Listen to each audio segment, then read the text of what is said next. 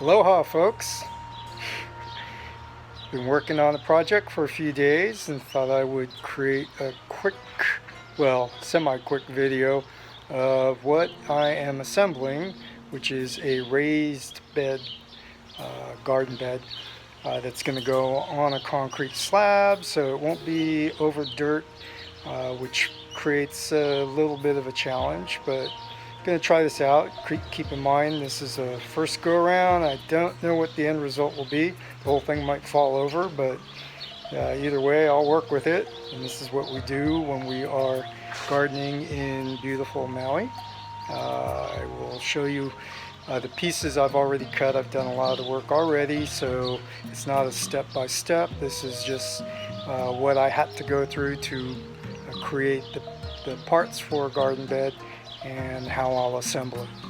So these are boards I built for the base of the planter box. I drilled some holes in each board, as you can see here, all the way through, and that's to allow ventilation under the board, but at the same time I don't want critters getting under the box, so I put these screens on there, and you can see I just stapled them, and that way I can get air under the box. So since it's raised and elevated above concrete, I'm hoping this will prevent excess moisture buildup, which might lead to a bunch of moss or fungus or mold, worst case scenario. But I don't know if this is the true fix. This is just me trying to overthink the project, and I figured, well, if I can let air go through there, that might help. So this is the boards that will go on the base, and then you can see here, this is my Costco version of a workbench plastic table with a couple of blocks I viced together just to elevate the board as I drilled through it using this drill bit, which is a bit of a pain in the butt because wood gets clogged up inside it when you're drilling these types of holes, and you have to stop frequently to unclog the drill bit. But either way, I finally got the job done. I'm using my awesome little miter saw that Christine gave me for an anniversary gift. I cut the wood sections that are needed to build the planter box. So basically I have a longer board, about a 34-inch board, and a 31.5-inch board, and then I have 24-inch boards, 18-inch boards, and 11-inch boards. And I'll show you how this gets assembled using the concrete paver blocks that hold the corners together, and that's why I didn't miter the corners to screw them together, because this is a bit of a cheat, but at the same time it makes it mobile. Not that you want your planter box to move around, but it allows me to disassemble it if things start to go badly wrong with it, and I can start all over and figure out something different. But the next video I'll show you how this all comes together.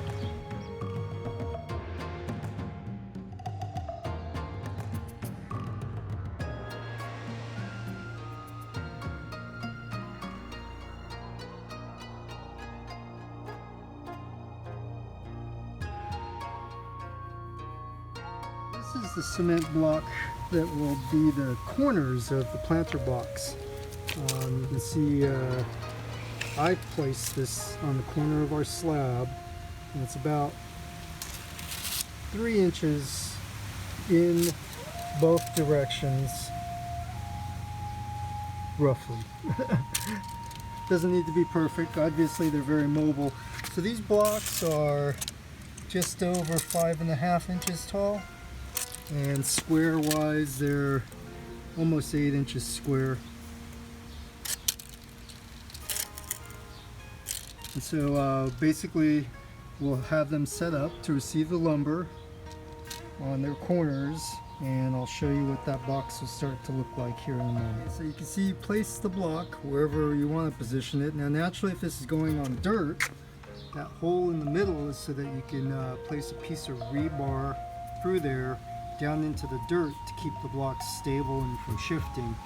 And since this is on a slab, I will still use a center post to keep the blocks together and that's where I'm going to see how well this works, and if the weight of the soil topples the blocks over. Yeah, it'll be a tough learning experience, but we'll see how that goes. And you can see I'm still building out the box, and I'll continue to do that, and I'll show you what it looks like, at least for the foundation portion.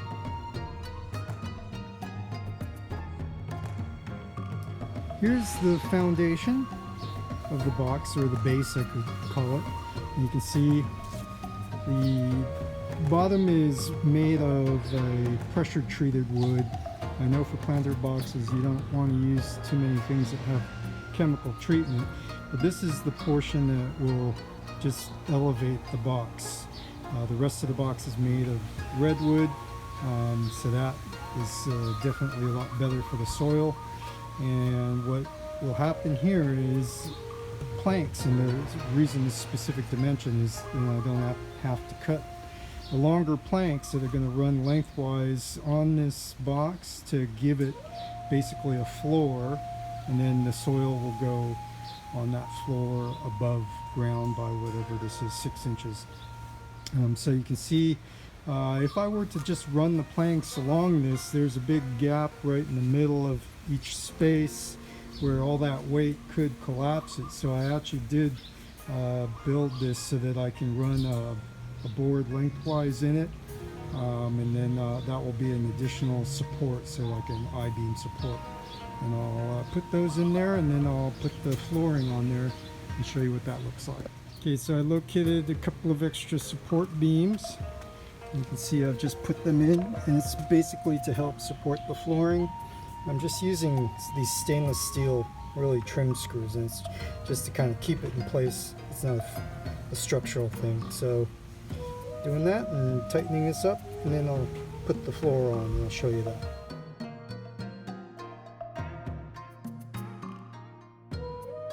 Okay, so these are the planks that will make up the floor.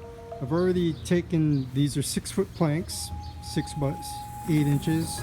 I've already taken a few of them and cut them to 3 feet. I changed the format of this box a couple of times, so I ended up cutting a 6-footer into 2 3s, and it turns out I didn't need to do that, but I mean, obviously I can still use it. So I should have 4 6-foot planks to make the floor for the longer part of the box. I only have 3, so one of them will be pieced together with 2 3s, and that will make the flooring of the box. I'll show you what that looks like.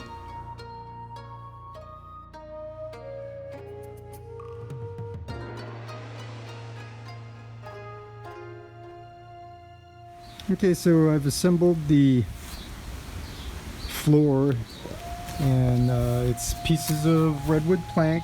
You can see I used really little trim screws, but the main thing is that they're stainless steel, pretty easy. I don't have to do pilot holes or anything, just trim screws.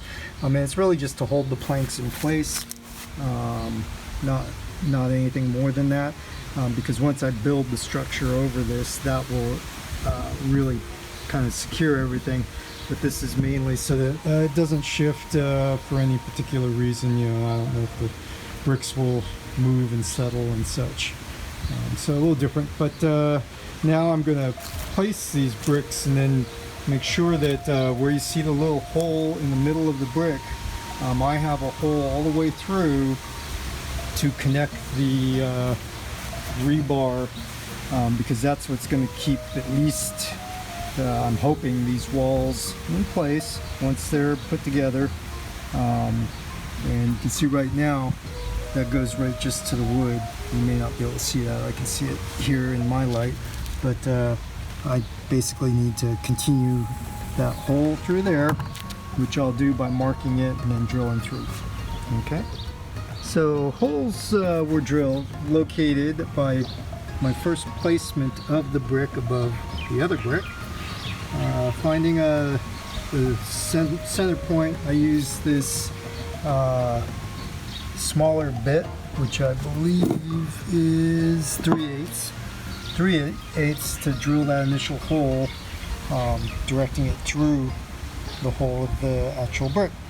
Now, because I have to get this 1/2-inch rebar through there, and I obviously could use a smaller bit, maybe more like a 1/2-inch bit, but for whatever resource sake I have this 3/4-inch bit, which I am going to use to expand that hole so that once the bricks are on top of each other, the 1/2-inch rebar will go all the way through.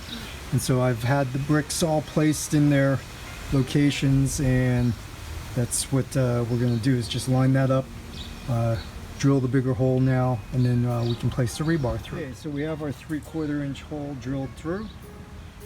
We'll just place this brick on top of it, like that. And then our rebar should go from the top all the way through to the bottom. There we go. So now that rebar will help to hold, well, one, the base brick will hold any bricks above it hopefully in place. And since I have the boards here screwed down to the 2x8s, then that should, 2x6s, then that should keep everything in place, we hope. As I said, this is learning for me, and hopefully this will prove that to work out and how they use these things for above ground planter box on a concrete slab. So I'm going to continue and build this up, and I'll show you what that looks like.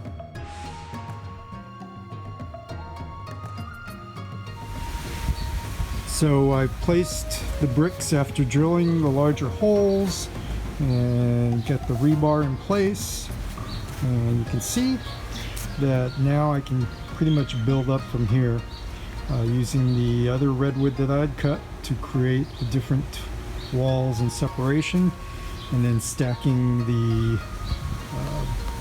the castle bricks on top of each other, building upward. The only challenge I have is that Home Depot was short on these bricks, so I'm short 12 bricks total, but I can still show you how this builds up and what the finished box looks like without actually planting in it yet, because I've got a lot ahead of me when it comes to that in terms of the amount of soil and everything else that needs to be added, but I can certainly show you the finished boxes.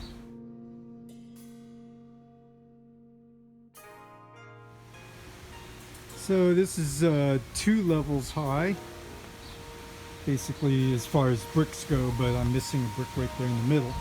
So essentially I'm short 12 bricks, but you can now see how it's taking shape with the 6-inch boards. Right now, with 2 boards, the current depth is just about 11 inches, because obviously they're not a true 6, but that's not what my final plan calls for. I can show you the end result, because I'm building 2 of these.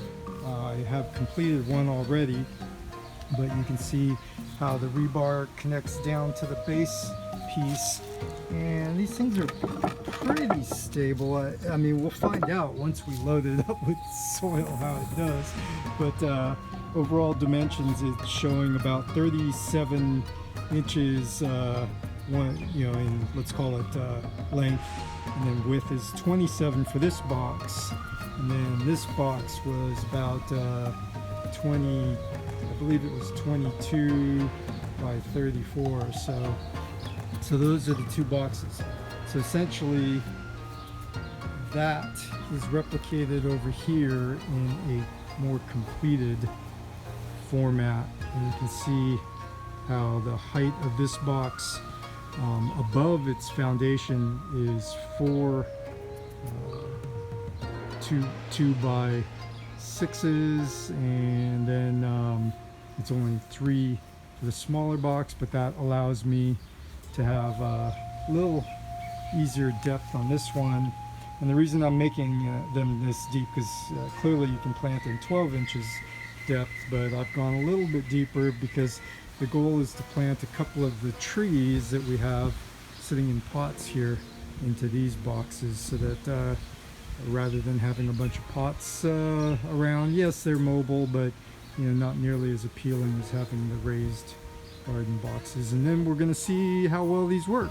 And if it turns out that the bricks don't hold these in place the way we would like, the good thing is we can disassemble the whole thing and basically move it onto dirt somewhere in the yard, get rebar that will mount all the way down into the dirt to keep it stable. But our hopes are that this will work out and we won't see any disasters of walls tumbling out just based on the planks kind of holding them in place.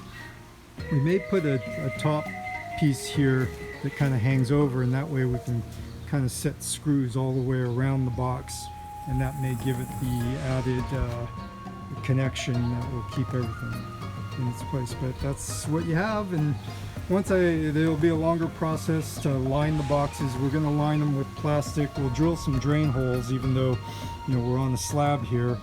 We obviously want moisture to come out of the boxes, and we'll have that and the fact is that the moisture will hopefully come out, be able to come out through the concrete, as well as having those ventilation holes in the main base.